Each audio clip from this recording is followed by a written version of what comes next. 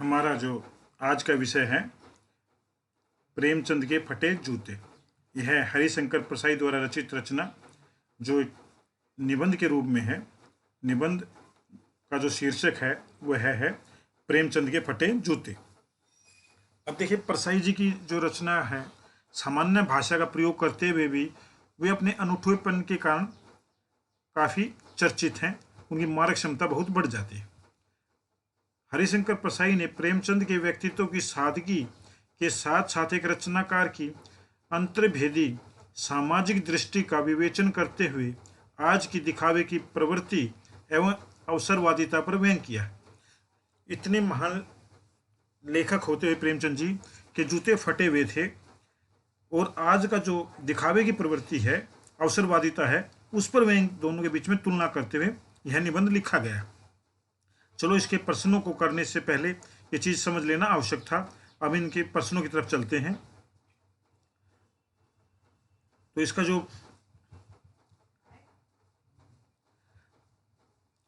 प्रेमचंद के फटे जूते को आधार बनाकर प्रसाई जी ने यह व्यंग लिखा है। आप भी किसी की व्यक्ति की पोशाक बनाकर कोई चीज व्यंग लिख सकते हैं।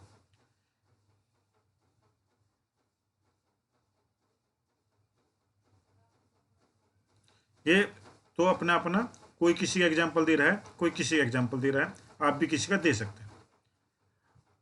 यह प्रश्न 8 है। पहला प्रश्न जो है, हरिशंकर प्रसाई ने प्रेमचंद जी का जो शब्द चित्र हमारे सामने प्रस्तुत किया है, उससे प्रेमचंद के व्यक्तित्व की कौन सी विशेषता उभर करके सामने आती है? प्रेमचंद की विशेषताएं देखिए आप। प्रेमचंद का व्यक्तित्व बहुत ही सीधा साधा था। उनके व्यक्तित्व में दिखावा नहीं था। नंबर 2, प्रेमचंद एक स्वाभिमानी व्यक्ति थे। किसी और की वस्तु मांगना उनके व्यक्तित्व के खिलाफ था। वह फटे हुए जूते पहनना पसंद करते हैं, लेकिन किसी से मांग करके पहनना पसंद नहीं करते। उन्हें समझौता करना मंजूर नहीं था। ये परिस्थितियों के गुलाम नहीं थे। किसी भी परिस्थिति का डटकर मुकाबला करना उनके व्यक्तित्व की विशेषता थी। अब जो ये कथन दिए गए हैं, इनके सामने आपने सही का निशान लगाना है। बाएं पांव का जूता ठीक है, मगर दाहिने जूते में बड़ा छेद हो गया है, जिससे उंगली बाहर निकल आई। लोग तो इत्र चुपड़ कर फोटो खिंचाते हैं, जिससे फोटो में खुशबू आ जाए। अब देखिए, पहले वाले की बात करें तो ये गलत है। नंबर 2, ख की बात करें तो ये ठीक है। लोग तो इत्र चुपड़ कर फोटो खिंचाते हैं, जिससे फोटो में खुशबू आ जाए। ये चैप्टर में जिक्र है।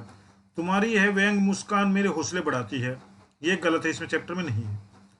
जिसे तुम घृणित समझते हो, उसकी तरफ अंगूठे से इशारा करते हो, जिसे तुम, ये भी गलत है।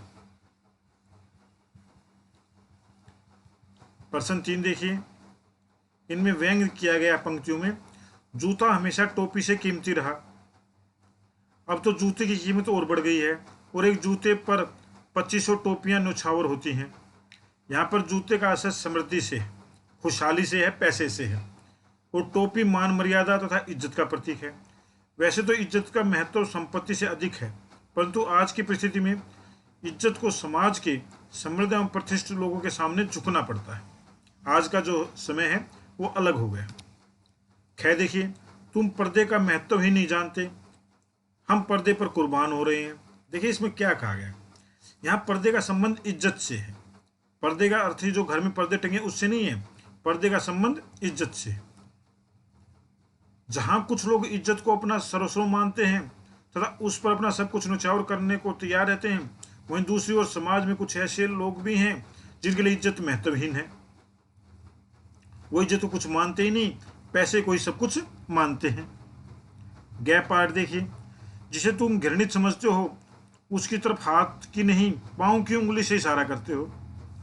प्रेमचंद गलत वस्तु या व्यक्ति को इस लायक नहीं समझते थे कि उनके लिए अपने हाथ का प्रयोग करें। देखिए, प्रेमचंद जी तरीका, वे हाथ से इशारा न करके पैर की उंगली से इशारा करते थे।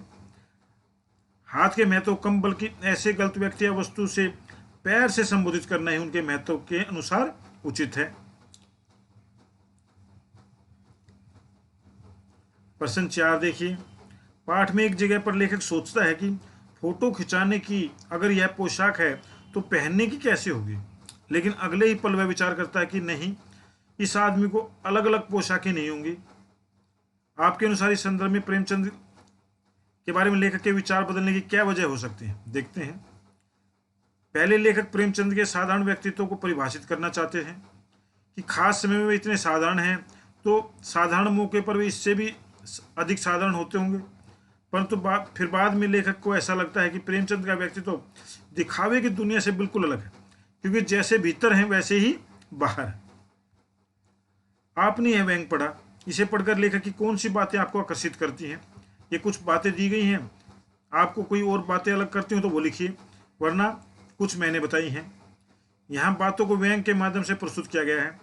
प्रेमचंद के व्यक्तित्व की विशेषताओं को व्यक्त करने के लिए जिन उदाहरणों का प्रयोग किया गया है वे व्यंग को और भी आकर्षित बनाते हैं। कड़वी से कड़वी बातों को अत्यंत सरलता से लेखक ने हरिशंकर प्रसाई ने कहा है। यहाँ प्रत्यक्ष रूप से समाज के दोषों पर व्यंग किया गया है।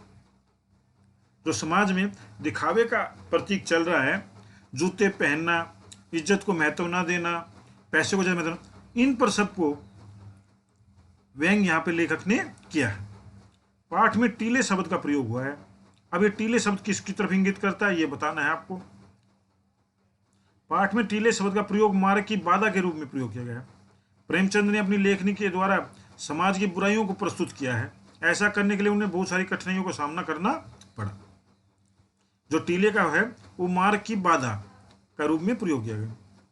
अब देखिए, इसमें कुछ मुहावरे आए हैं, उनका प्रयोग आपको करना है।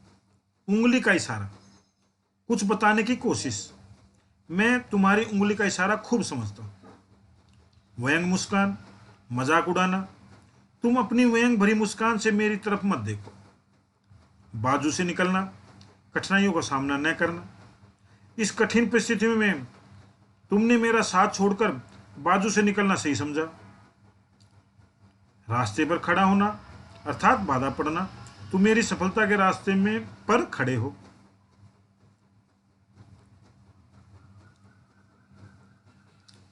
प्रेमचंद के व्यक्तित्व को उभारने के लिए लेखक ने जिन विशेषणों का उपयोग किया है उनकी सूची बनानी है। विशेषण देखिए, विशेषण कौन कौन से यहाँ पे आए हैं। कथाकार का कौन बता रहा, महान, सम्राट, उपन्यास सम्राट, युग प्रवर्तक, इन शब्दों का प्रयोग किया गया है। तो आप इसमें उसको कर सकते हैं। अब आपका ये जो चैप्टर है वो खत्म होता है और आपको इसको ध्यान से समझ करके करना है। हाँ, एक प्रश्न 8वां आपका रह गया था। आपकी दृष्टि में वेशभूषा के प्रति लोगों की सोच में आज क्या परिवर्तन आया है। पहले वेशभूषा का प्रयोग शरीर ढकने के लिए उद्देश्य से किया जाता था।